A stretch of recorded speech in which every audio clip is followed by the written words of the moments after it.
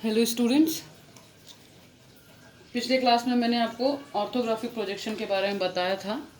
Orthographic projection में हमने देखा था कि जो भी प्रक्षेपण रेखाएं होती हैं यानी आपकी प्रोजेक्शन लाइन होती है वो एक दूसरे से समांतर यानी एक दूसरे से पैरेलल और रेफरेंस प्लेन से हमेशा परपेंडिकुलर होती हैं। तो जब भी रेखाएं आपस में पैरेलल और परपेंडिकुलर होंगी तो उस तरह के प्रक्षेपण को हम ऑर्थोग्राफिक प्रोजेक्शन कहते हैं। मगर ऑर्थोग्राफिक प्रोजेक्शन में एक प्रॉब्लम होती है कि आप कभी भी, आप जितनी भी आपने ड्राइंग बनाई है, आप ध्यान देंगे उसमें, चाहे वो फ्रंट व्यू में, चाहे टॉप व्यू में, चाहे साइड व्यू में, आपको कभी भी पूरी डायमेंशंस एक साथ नहीं मिलती। जैसे फ्रंट व्यू में अगर आप बनाएंगे, फ्रंट व्यू अगर आप बनाएंगे तो उसमें हमेशा आपको लेंथ और विड्थ मिलेगी या लेंथ और हाइट मिलेगी। लेंथ, विड्थ और हाइट एक साथ नहीं मिलती है कभी भी। आप ध्यान देंगे तो आपको समझ में आएगा। ठीक है, मतलब कि जैसे हम ये रेफरेंस लाइन ले रहे हैं, ये हमारा एक्स वाई हो गया, ठीक है। और अगर हमने यहाँ पर एक क्यूब का फ्रंट व्यू और टॉप व्यू बनाया यानी एक वर्ग का तो फ्रंट व्यू और टॉप व्यू बनाया है, तो हमको उसकी लेंथ और विड्थ मिलेगी, ठीक है, ये और ये मिलेगा। इसकी मोटाई नहीं मिलेगी, मतलब लंबाई चौड़ाई मिलेगी, मोटाई नहीं मिलेगी। मोटाई हमको यहाँ पर मिलेगी और चौड़ाई मिलेगी। और हमको, हमारे पास ऑर्थोग्राफिक में ये प्रोविज़न नहीं है कि हमको लेंथ, विड्थ और थिकनेस तीनों एक साथ मिले, ठीक है। तो इसलिए मैंने आपको पहले बताया था कि प्रोजेक्शन कई प्रकार के होते हैं, तो उसमें से एक प्रकार हमने ऑर्थोग्राफिक प्रोजेक्शन पढ़ा था। आज हम जो स्टार्ट करने जा रहे हैं, it is second type of projection which is called as isometric projection. Isometric projection, isometric projection की सबसे खास बात यही है कि तीनों यूनिट यानी लेंथ, विड्थ और हाइट, आपको तीनों के तीनों डायग्राम जो है, तीनों की तीनों वैल्यू जो है आपको इसमें से एक ही डायग्राम में से मिल जाती है। और इसमें आपको फ्रंट व्यू, टॉप व्यू बनाना नहीं होता है, ठीक है, जैसे कि हमने ऑर्थोग्राफिक में बनाया हुआ है। तो आइसोमेट्रिक प्रोविजन का एक फ़ायदा और ये भी होता है कि इसमें इसका जो जो भी डायग्राम होता है उसमें आप हमेशा डायरेक्ट उसी में से ड्राइंग में से डाटा मेजर कर सकते हैं। मतलब कहने का मतलब ये है कि जैसे ऑर्थोग्राफिक प्रोजेक्शन में हमको लेंथ और विड्थ मिल रही है, तो कई बार हमारी, आपने प्रोजेक्शन ऑफ लाइन पढ़ा हुआ है, प्रोजेक्शन ऑफ लाइन में जब लाइन इंक्लाइंड रहती है तो इसका एक्चुअल वैल्यू हमको नहीं मिलता। मतलब आप जब यहाँ पर इस तरह से लाइन बनाए, यहाँ से इस तरह लाइन बनाए हैं, फिर हम इसको मूव करते हैं और इसकी प्रोजेक्शन बनती है, मतलब ये हो गया, ये हो गया, इस तरह से जो फाइनल प्रोजेक्शन बनता है वो एक्चुअल वैल्यू नहीं होता है, ठीक है। आपके इसकी प्रोजेक्शन यहाँ बनेगी, इस वाली लाइन की प्रोजेक्शन यहाँ कहीं बनेगी, फिर हम इसको ऊपर रोटेट करेंगे, फिर ये बनेगा, फिर इसको, इस वाली लाइन को हम नीचे रोटेट करते हैं तो यहाँ पर इस तरह से बनता है। आपको पता है, मैंने पहले भी बताया है आप लोगों को। तो ये जो हमारा फाइनल आंसर आता है, ये जो फाइनल आंसर हमारा रहता है, ये इसका वैल्यू जो है ट्रू लेंथ के बराबर में नहीं होता है, आपने देखा है, ठीक है। तो कहने का मतलब ये है कि आइसोमेट्रिक वैल्यू प्रोजेक्शन में हमको ट्रू वैल्यू डायरेक्ट ड्राइंग से मिल जाती है और ऑर्थोग्राफिक प्रोजेक्शन में हमको ट्रू वैल्यू नहीं मिलती है। तो इन्हीं सब कमियों को देखते हुए आइसोमेट्रिक प्रोजेक्शन में काफ़ी बेनिफिट्स हैं। तो मैं अब आपको आइसोमेट्रिक प्रोजेक्शन बताती हूँ। छोटे छोटे ऑब्जेक्ट से हम स्टार्ट करेंगे आइसोमेट्रिक प्रोजेक्शन बनाना, ठीक है। पहले मैंने रफ वर्क किया है मैं इसको मिटा देती हूँ ताकि मुझे पर्याप्त जगह मिल जाए कि मैं आपको बता पाऊँ कि किस तरह से बनाया जाता है। तो छोटे छोटे ऑब्जेक्ट से हम आइसोमेट्रिक बनाने हैं। तो आइसोमेट्रिक की परिभाषा आपकी क्या होगी? आइसोमेट्रिक प्रोजेक्शन वो है जिसमें आप तीनों लेंथ, विड्थ और हाइट की जानकारी आपको डायरेक्ट डायग्राम से मिलती है और एक्चुअल डायमेंशन आप उसमें से मेजर कर पाते हैं। इस प्रकार से आप आइसोमेट्रिक प्रोजेक्शन को डिफाइन करेंगे। That means a projection which gives length, width and height, and also the actual value of the object can be calculated directly from the drawing. Okay, so isometric projection. Now देखिए, मैंने sheet में कुछ छोटे छोटे diagrams बना के रखे हैं। इन सभी को आप पहचानते हैं। ये एक स्क्वायर है, ये एक ट्राइंगल है, ये एक हेक्सागन है, ये एक सर्कल है और ये एक ट्रंकेटेड पिरामिड है, हेक्सागनल पिरामिड है। इसको मैंने बनाया हुआ है। इन डायग्राम्स की मदद से, छोटे छोटे डायग्राम्स की मदद से मैं आपको आगे बताऊंगी कि व्हाट इज आइसोमेट्रिक प्रोजेक्शन। अब देखिए, जैसे ये वर्ग है यानी स्क्वायर, ये हमारे पास में एक स्क्वायर है। इस स्क्वायर को अगर मुझे आइसोमेट्रिकली प्रेजेंट करना है, ठीक है, तो इसमें ध्यान देने वाली बात है कि सबसे पहले हम साइड्स का नाम लिख देते हैं। सपोज ए बी सी और ये डी, इसमें कोई फ्रंट व्यू टॉप व्यू मैंने नहीं लिया, सिंपल से डायग्राम बनाए ए बी सी और डी, ये एक स्क्वायर के शेप में है। तो उसमें क्या करना है, सबसे पहले आपको एक बेस लेना है। बेस यानी जैसे हम लोग बेस लेते थे, यानी रेफरेंस लाइन का इस्तेमाल करते थे हम लोग ऑर्थोग्राफिक में, वैसे इसमें एक बेस लाइन का इस्तेमाल करेंगे। इस बेस लाइन पे आप तीनों में से चारों कोनों में से कोई भी एक कोना रखिए। वो एक कोना रखने का मतलब क्या है कि ये मान लीजिए मैंने ए को पकड़ लिया है, यहाँ पर ए, ओके। अब यहाँ से मुझे अपना प्रोटेक्टर इस्तेमाल करना है, प्रोटेक्टर यानी चांदा, आपको पता है। और यहाँ से आप एक प्रोजेक्शन लाइन बनाएंगे जो 30 डिग्री पे इंक्लाइन रहेगी। ये जो एंगल लेंगे आप 30 डिग्री रहना चाहिए, ठीक है। और इस तरफ भी आप एक एंगल लेंगे जो 30 डिग्री रहना चाहिए। एक इस तरह से रफ लाइन बना लीजिए। अब आप नाप लीजिए ए से बी की दूरी कितनी है, ठीक है। ए से बी की दूरी आप नाप लीजिए। यहाँ ए लिया है तो इस साइड में बी लूँगी। मान लीजिए मैंने जितनी ए से बी की दूरी मैंने नाप करके यहाँ पे बी को मार्क कर दिया। यहाँ से यहाँ तक आप डार्क लाइन बना दीजिए, ओके। फिर वैसे ही अगर बी इधर आया तो डी इधर आ जाएगा। यहाँ से यहाँ तक आप नाप लीजिए एग्जैक्टली कि ये डी कितना है। ये डी हो गया, इसको मुझे डार्क करना है, ओके। फिर यहाँ से आप नाप लीजिए कि सी कितना जा रहा है, डी से सी की दूरी कितनी है, और 90 डिग्री है। आपको वर्क पता है कि स्क्वायर जो है आपस में हमेशा 90 डिग्री होते हैं, तो ये जो एंगल है ये हमेशा 90 के कोण पर रहेगा। अब यहाँ से आप 90 डिग्री मार्क कीजिए और सी से डी से सी की दूरी मार्क कर लीजिए। यहाँ से भी 90 डिग्री का कोण बनाइए और ये पॉइंट आपको मिल जाएगा सी। तो देखिए मैंने इसका ओरिएंटेशन बदल दिया है सिर्फ। तो ये है isometric projection of a square, ठीक है। इसको और भी तरीके से कर सकते हैं अपन, जैसे कि अगर हम और करना चाहें तो अब ये एक प्रकार था, इसमें फिर दूसरा तरीका मैं बताती हूँ आपको। ये हो गया हमारा बेस। फिर मैंने ए पॉइंट को नीचे रख लिया है, ठीक है। और ए से डी को मैं स्टैंडिंग कर दे रही हूँ। नाप लिया मैंने डायरेक्ट ए से डी की लंबाई कितनी है। आप देख रहे हैं डायरेक्ट यहाँ से ले रहे हैं, तो मतलब जब मैंने ओरिएंटेशन चेंज किया है तो इसकी जो वैल्यू है, मतलब ए से बी की जो लंबाई है वो यहाँ पर आकर चेंज नहीं होती। ए से डी की भी लंबाई यहाँ पर आकर चेंज नहीं होती। अगर ये 20 सेंटीमीटर है तो यहाँ पर मुझे 20 ही लेना है। अगर ये 20 सेंटीमीटर यहाँ पर है तो यहाँ पर भी मुझे 20 ही लेना है। सबकी लंबाई एक सेम रहेगी। जबकि अगर ऑर्थोग्राफिक में क्या होता है, अगर ये तिरछा होता है तो इसकी लंबाइयाँ बदल जाती हैं, ठीक है। कितनी बदलती है वो हमको नहीं पता होता। तो चलिए इसमें दूसरा तरीका बताती हूँ मैं। ए से डी ले लिया हमने। अब यहाँ से आप 30 डिग्री पर लाइन बना लीजिए। यहाँ से सिर्फ 30 डिग्री ले लीजिए और यहाँ से भी 30 डिग्री ले लीजिए। इसमें फिर सी और बी में इस लाइन पे आपको मिल जाएगा सी। डी से सी तक की दूरी को नाप लीजिए। यहाँ पर सी मार्क कर दीजिए। ये यहाँ से ए से बी तक की दूरी को मार्क कर लीजिए। ये मान लीजिए बी यहाँ पर मेरा आ रहा है, तो ये इसको दोनों को जोड़ दीजिए। ये हो गया आपका दूसरा प्रकार, ठीक है। इस तरह से आप इसको इस तरफ भी फ्लिप कर सकते हैं। मतलब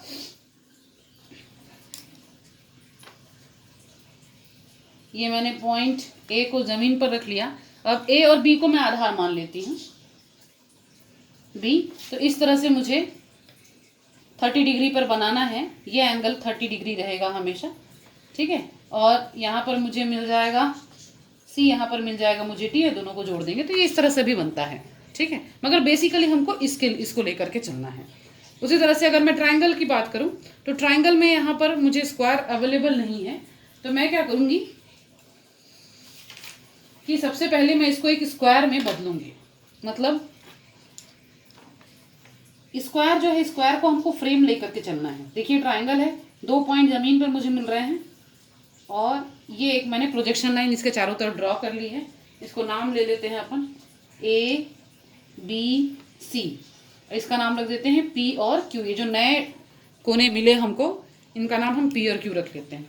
अब यहाँ पर मैं बेस लाइन बनाती हूँ, ठीक है। और सबसे पहले हम ए को यहाँ पर रख लेते हैं, ठीक है। यहाँ से 30 डिग्री हम बना लेंगे इस तरफ, और 30 डिग्री हम बना लेंगे इस तरफ, ठीक है। तो सबसे पहले हमको स्क्वायर फ्रेम को कंप्लीट करना है। स्क्वायर फ्रेम मतलब ये जो हमने ए पेंसिल से मैंने बनाया हुआ है, ये है आपका स्क्वायर फ्रेम, ठीक है, ये जो पेंसिल से मैंने बनाकर रखा हुआ है ये है आपका स्क्वायर फ्रेम। ओके, तो अब हमको स्क्वायर फ्रेम को यहाँ बनाना है, तो ए से पी तक की लंबाई मार्क करके मान लीजिए मेरा पी यहाँ पर आ रहा है, और बी ए से बी की लंबाई मान लीजिए मैंने यहाँ पर ली है। ठीक है, अब यहाँ से आपको पता है ये कोण जो है 90 के कोण में होना चाहिए। यहाँ से भी आप एक 90 डिग्री पर मार्क कर लीजिए। ठीक है, तो यहाँ पर आपको मिलेगा क्यू, और इस क्यू से आप 90 डिग्री ले लीजिए तो ये आपको मिल जाएगा। ठीक है, अब ए से बी यानी यहाँ से यहाँ तक का आपका जो कोण है, कोण की जो एक साइड है ट्राइंगल की जो एक साइड है वो ए से बी आप डार्क कर लीजिए। सी कहाँ पर आ रहा है, पी और क्यू के बीच में, ये है आपका पी और क्यू। ठीक है, इस पे आप सी को मार्क कर लीजिए, यहाँ से पी से नाप लीजिए कि पी से सी की दूरी कितनी है, और यहाँ पर सी को मार्क कर लीजिए, और यहाँ से इसको ए से जोड़ दीजिए, यहाँ से इसको बी से जोड़ दीजिए। तो ये हो गया आपका ट्राइंगल का आइसोमेट्रिक व्यू। ठीक है, अब हेक्सागन का देखते हैं। हेक्सागन में भी हम इसी प्रकार से करेंगे कि सबसे पहले इसको एक स्क्वायर में या रेक्टेंगल में, जो भी आपका बनता है, स्क्वायर में या रेक्टेंगल में इसको कैद कर लेंगे। ये हो गया। तो साइड्स के नाम अगर हम लिख लें तो ये हमारा ए बी सी डी ई और एफ, और इनका नाम हम करेंगे 1 2 3 और 4। तो जो हमारा स्क्वायर फ्रेम है उसका नाम मैंने 1 2 3 4 रखा हुआ है, आपको दिख रहा है सभी को 1 2 3 4। और जो मैंने हेक्सागन बनाया उसका नाम A B C D E and F, ये हेक्सागन है। अब इसको हमको बनाना है तो हम क्या करेंगे, ये हमने बेस ले लिया। अब मुझे सबसे पहले स्क्वायर फ्रेम को बनाना है, ये मैंने लिख लिया 1।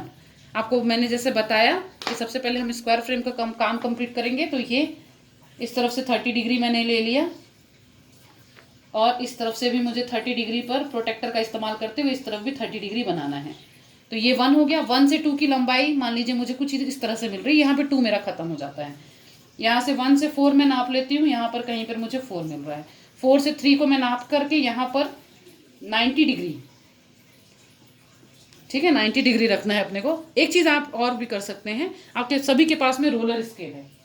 ठीक है, रोलर स्केल को आप यहाँ पर सेट कीजिए और रोल करके इस पॉइंट तक लेके आइए और यहाँ से डायरेक्ट लाइन खींचिए, तो वो भी आपको इजी पड़ेगा। ठीक है, ये हो गया आपका, ये 4 पॉइंट हो गए, यहाँ पर आपको 3 मिल गया। अब इसमें हम आसानी से नाप सकते हैं। 1 से ए की दूरी को आप नाप लीजिए, यह है हमारा 1 पॉइंट। ए की दूरी को हम नाप लेंगे, मान लीजिए मेरा पॉइंट ए यहाँ पर कहीं पर आ रहा है। 2 से बी की दूरी को नाप लेंगे, ये मान लीजिए यहाँ पर कहीं पर आ रहा है। इसी प्रकार 3 और 2 के बीच में सी है, 3 और 2 के बीच में सी आ रहा है।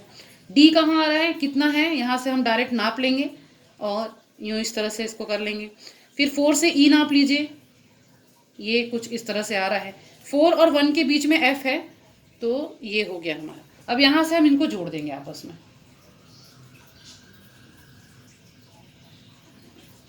तो ये हो गया isometric view of a hexagon. उम्मीद कर रही हूँ कि आपको समझ में आ रहा होगा। ठीक है, तो कुछ नहीं है इसमें, सिंपल फंडा है। आपको दिख रहा है कि सबसे पहले स्क्वायर बनाना है किसी भी ऑब्जेक्ट के चारों तरफ पे, और पहले स्क्वायर की प्रोजेक्शन करके आपको फिर डायरेक्ट जो जैसा है उसको नाप करके आपको बनाना होगा। अब ये सर्कल है हमारे पास में, सर्कल में कोई भी साइड नहीं होती, जैसे इसमें हमारे पास में कोन बने हुए हैं, है ना, एडजस्ट हैं, साइड्स है। इसमें कहीं साइड नहीं है, कहीं एडजस्ट नहीं है। इसको भी मगर करने का तरीका है, इसको भी आप स्क्वायर बना लीजिए। स्क्वायर में बंद कर लीजिए, एक डब्बे में कैद करिए इसको, ऐसा डब्बा जो इसके एडजस्ट को छू करके जा रहा हो। ठीक है, इस प्रकार से। तो इसका नाम हम ले लेते हैं ए बी सी, और ये हो गया डी। इसको आप 4 भागों में बांट लीजिए, सिंपल आपको आता है। फिर यहाँ पर डायगोनल बना लीजिए, ए से सी को जोड़ दीजिए और बी से डी को जोड़ दीजिए, इस प्रकार से। ठीक है, अब हम ए बी सी डी को यहाँ पर आसानी से बना सकते हैं। आपको पता है, जैसे मैंने बताया आपको, यहाँ पर पॉइंट ए को ले लीजिए, यहाँ से 30 डिग्री बना करके 30 डिग्री ले लीजिए, सॉरी, यहाँ से भी 30 डिग्री ले लीजिए। इसमें मान लीजिए ये मेरा बी पॉइंट है, यहाँ पर मुझे डी मिल रहा है, और इसको मैं जोड़ दूंगी आपस में 90 डिग्री रखते, जैसे हमने प्रीवियसली बनाया था, सेम टू सेम आपको वैसे ही करना है। ओके, अब देखिए ये जो सर्कल है हमारे पास में, इसके पॉइंट्स लेते हैं हम। 1 2 3 एंड 4, ये पॉइंट कहाँ है, बीच में आ रहे हैं, मगर ये सिर्फ 4 पॉइंट जो है काफ़ी नहीं है हमारे सर्कल को बनाने के लिए, हमको ज़्यादा से ज़्यादा पॉइंट की ज़रूरत पड़ेगी। तो हम क्या करेंगे, ये जो पॉइंट्स हैं जो हमको डायगोनल्स में मिल रहे हैं, इससे हम परपेंडिकुलर ऊपर बनाएंगे, इस तरफ बनाएंगे, ठीक है। इसको 4 पॉइंट मैथड कहते हैं। इस तरह से बना लेंगे, ठीक है। अब ये जो डब्बे बने हैं छोटे छोटे चारों कोने में, इनको नाप जोख कर सकते हैं हम कि डी से यहाँ पे कितनी दूरी पे आ रहा है, ये डी पॉइंट है यहाँ पर कहीं पर, यहाँ से कितनी दूरी पे आ रहा है यहाँ पर कहीं पर। अब इसको आप जब आप ये लाइन बनाएंगे, है ना, तो यहाँ से जब लाइन बनाएंगे तो ये लाइन जो है इसके समांतर होनी चाहिए। ये जो छोटी लाइन रेखा, मैं इसको ध्यान से सुनिएगा मेरी बात को और ध्यान से बनाइएगा इसको। जब ये छोटे छोटे डब्बे हम बनाएंगे तो ये चारों कोने में, मैंने जो 4 डब्बे बनाए, ये चारों कोने में हमको यहाँ पे वापस बनाने हैं, ठीक है। तो जब हम डी से इतनी तक की दूरी ले रहे हैं, ये डी से यहाँ तक की दूरी मैंने नाप ली, यहाँ से मुझे एक रेखा खींचनी है जो इस यहाँ पर है। आप देखिए कि ये वाली लाइन और ये वाली लाइन आपस में पैरेलल है, तो ये लाइन और ये लाइन भी आपस में पैरेलल होनी चाहिए। छोटी है मगर आपको पैरेलल बनानी है। फिर वैसे ही यहाँ से 90 डिग्री ड्रॉप करना है और इन दोनों को आपस में जोड़ना है। अब ये छोटी वाली लाइन, दूसरी सेकेंड नंबर की लाइन और ये लाइन आपस में पैरेलल होगी, ठीक है। उसी प्रकार से पॉइंट ए से ले लेंगे, यहां से पैरेलल लाइन लेंगे, पैरेलल किसके, इसके, ठीक है, ए बी लाइन के, और फिर एक लाइन पैरेलल लेंगे दूरी नापते हुए, है ना, दूरी को नाप लेकर लेंगे और एक और लाइन पैरेलल बनाएंगे जो कि इसके पैरेलल, बीसी के पैरेलल होगी। फिर उसी तरह से यहाँ पर भी डीसी से पैरेलल एक लाइन बनाएंगे और फिर ए डी ए से पैरेलल एक लाइन बनाएंगे, इस प्रकार। और इस प्रकार चारों कोने को हम कंप्लीट कर लेंगे। अब यहाँ से डायरेक्ट आप नाप लीजिए, यहाँ पर पॉइंट आ जाएगा आपका, ये पॉइंट है, ये पॉइंट है, ये पॉइंट है, देख रहे हैं 3 1 2 3 4, ये चारों पॉइंट मैंने बना लिए, 1 2 3 एंड यहाँ पर 4 आ रहा है, और ये पॉइंट्स हैं आपके। इन सबको अब आपस में मिलाते हुए 1 से 2, 2 से 3, 3 से 4 और 4 से, ये आप अच्छे से बनाएंगे तो आपकी परफेक्ट सर्कल बनेगा, एक एलिप्स के रूप में नजर आएगा आपको, ठीक है। तो ये 4 पॉइंट मेथड है हमारा सर्कल बनाने का। अब एक छोटे से क्वेश्चन में आते हैं, ये बहुत रिपीटेड क्वेश्चन है, हमेशा ही आता है ये, ठीक है। तो इसको बनाने की कोशिश करते हैं हम। सबसे पहले ये आपको पेज नंबर 427 में आपको ये क्वेश्चन मिलेगा आपके एनडी भट्ट की बुक में। अगर आपके पास में बुक है तो इसको आप बनाने की कोशिश करिएगा, एनडी भट्ट की बुक है, ठीक है। तो इसको हम बनाते हैं। इसको भी सबसे पहले हम जैसा प्रीवियसली करते आ रहे थे, इसको हम स्क्वायर में बदलेंगे।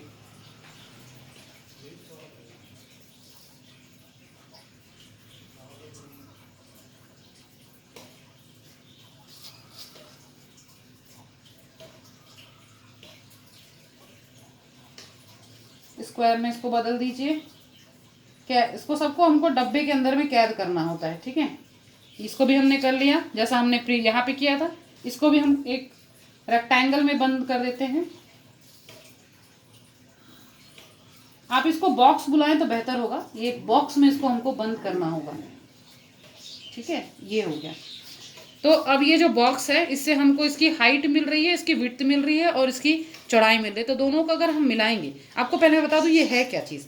ये है truncated pyramid, hexagonal truncated pyramid. Hexagon क्योंकि हेक्सागन के शेप में है।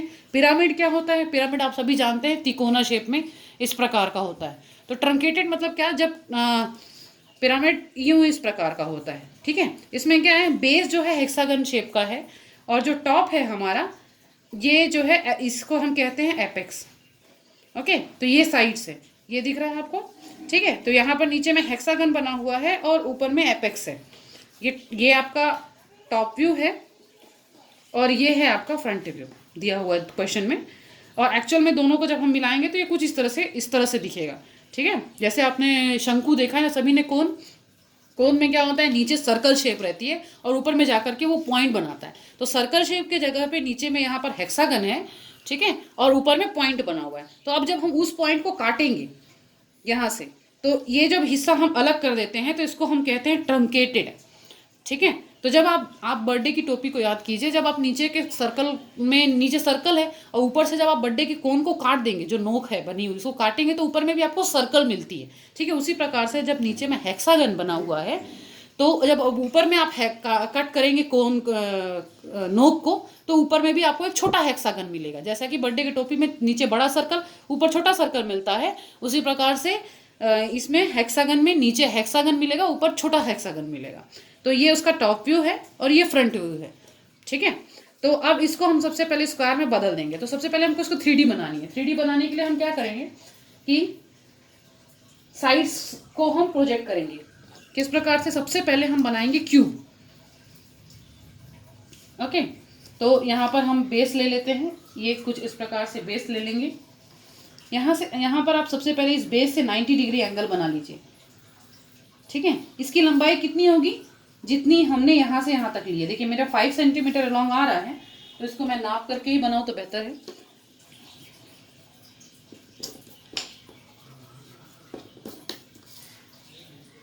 ये मैंने बेस ले लिया है, यहाँ से मुझे 5 सेंटीमीटर नापना है। ये मैंने एक लाइन ले ली। देखिए मैं कैसे बॉक्स बना रही हूँ।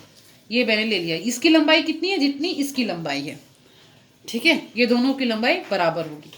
अब यहाँ से मुझे इसकी चौड़ाई और ये लेंथ लेनी है। ठीक है, तो पहले मैं इसको नाप लेती हूँ। ये कितनी जा रही है? ये 4.2 मेरी आ रही है कुछ, क्योंकि मैंने रफली बनाया हुआ है। तो यहाँ से मैं, यहाँ पर आप पहले सबसे पहले 30 डिग्री एंगल को मार्क कर लीजिए। मेरे पास प्रोटेक्टर नहीं है, स्केल है सिर्फ, तो मैं रफली मार्क कर रही हूँ कि मे भी 30 डिग्री कुछ इतना आना चाहिए, ये इस तरह से। अब यहाँ पर मुझे 4.2 को मार्क करना है, यहाँ से यहाँ तक, यूँ इस तरह यहाँ आ रहा है। ओके, 4.2 कौन सा है? ये वाला, और ये बराबर हो गया। ठीक है, इसके बाद अब मुझे इसकी चौड़ाई लेनी है। यहाँ से मिलेगा ये, यहाँ इसकी लंबाई और इसकी लंबाई बराबर है ना? दिख रहा है आप सभी को? यहाँ से इसकी और इसकी लंबाई दोनों की चौड़ाई जो है बराबर है। डिफरेंस क्या है इसमें? तो ये वाले डाटा मुझे लेना है। ये मुझे नापना पड़ेगा पहले कितना है। ये मेरा लॉन्ग 3 सेंटीमीटर आ रहा है। तो यहाँ पर सबसे पहले मैं 30 डिग्री बना लेती हूँ। मेरे पास प्रोटेक्टर नहीं, मैं रफली बना रही हूँ, आप इसको अच्छे से बनाइएगा, है ना? ये एंगल आपका 30 डिग्री होना चाहिए। सबसे पहले 30 डिग्री बना करके यहाँ से आप इतना ले लीजिए। तो मैं यहाँ पे नाप लेती हूँ। ये 3 सेंटीमीटर,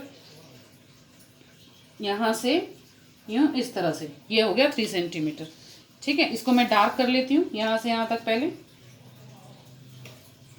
मैंने HB पेंसिल का इस्तेमाल किया है। आप HB पेंसिल का इस्तेमाल नहीं करेंगे, आपका H और 2H पेंसिल ही रहेगा। मैंने HB पेंसिल का इसलिए इस्तेमाल किया क्योंकि वीडियो में H और 2H ठीक से नज़र नहीं आएगा। अब ये हो गया मेरा बेस, यानी X, Y और Z एक्सिस। ठीक है, ये एक्सिस मैंने बना ली। एक्सिस कैसे बनाई मैंने आपको बताया। अब यहाँ से हमको क्या करना है? बॉक्स बनाना है। बॉक्स कैसे बनाएंगे हम? सबसे पहले ये कितने सेंटीमीटर की थी? ये 5 सेंटीमीटर हमने रखा है। ये मैंने 3 सेंटीमीटर लिया है। ये 4.2 सेंटीमीटर लिया है। आपको क्वेश्चन के हिसाब से चलना है, बुक में क्वेश्चन दिया है उसके हिसाब से। ये मैंने रफली बनाया है, इसलिए मैंने यहाँ पर इतना लिया है। मेरे मेजरमेंट इस प्रकार से। अब यहाँ से आप रोलर स्केल सभी के पास में है। रोलर स्केल को आप रोल कीजिए, यहाँ से रोल करके यहाँ तक लेकर के आइए और इसको 5 सेंटीमीटर पे सेट कीजिए और यहाँ से ये लाइन बना दीजिए। ध्यान रहेगा ये जो मैंने मेन लाइन बनाई है इसके पैरेलल ये लाइन रहनी चाहिए। उसी तरह से यहाँ पर भी, यहाँ से इसको सेट कीजिए, रोलर स्केल को रोल करते हुए लेकर के आइए और एग्जैक्टली पैरेलल लाइन 5 सेंटीमीटर की बना दीजिए। ठीक है, फिर यहाँ से जैसे ये इसके पैरेलल सेट कीजिए और इन दोनों पॉइंट्स को आपस में जोड़िए, यूँ इस प्रकार से। ठीक है, अब बॉक्स बनाना है तो ये बॉक्स का 2 तरफ हो गया। अब बाकी 2 तरफ बनाने के लिए हम क्या करेंगे? यहाँ से ये जो 4.2 मैंने लिया था, यहाँ पर 4.2 पे मैं सेट करूँगी और इसके पैरेलल जाएंगे अपन।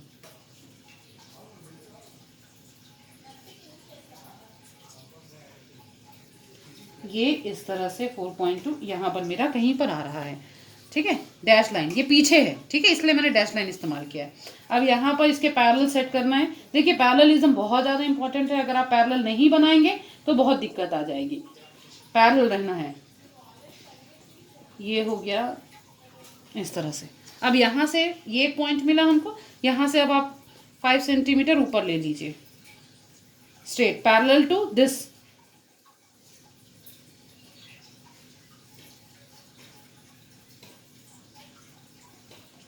इस तरह से। अब यहाँ से आप डायरेक्टली जोड़ दीजिए।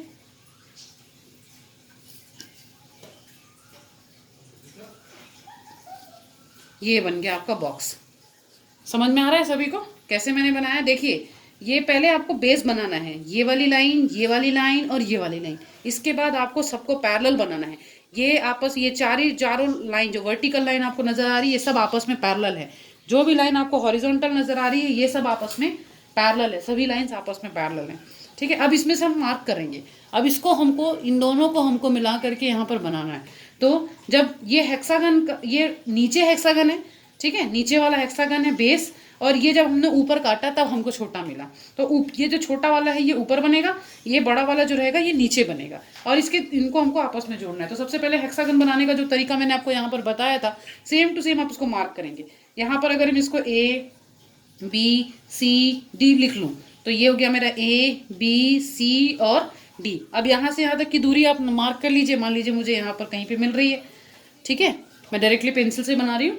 फिर B से यहाँ तक की दूरी आप मार्क कर लीजिए। मान लीजिए मुझे यहाँ पर कहीं पर मिल रही है, ओके।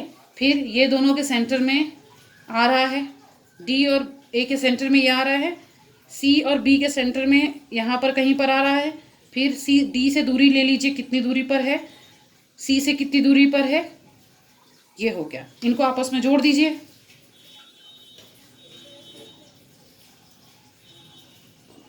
ये जो फ्रेमवर्क मैंने बनाया है ये एकदम लाइट पेंसिल से बनेगा, और जोड़ते समय में आप पेंसिल गड़ा करके बना सकते हैं। ये हो गया, बड़ा वाला हेक्सागन नीचे बन गया। छोटा हेक्सागन बनाने के लिए हमको क्या करना है, जो मैंने आपको सर्कल मेथड बताया था वही यहाँ पर बनेगा। कैसे? सबसे पहले तो यहाँ से आप लाइन ले लीजिए,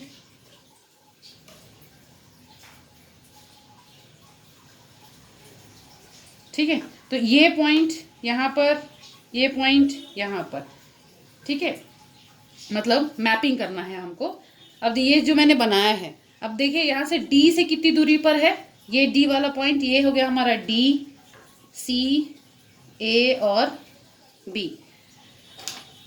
D से कितनी दूरी पर पॉइंट आ रहा है, ये वाली लाइन कहाँ पर आ रही है, इसको नाप लीजिए, यहाँ पर मार्क कर लीजिए। C से कितनी दूरी पर आ रहा है, यहाँ पर आ रहा है, ओके। और फिर हमको क्या करना है, पैरेलल लाइन, ये लाइन यहाँ पर, इसकी लंबाई नाप लीजिए, यहाँ से यहाँ तक की लंबाई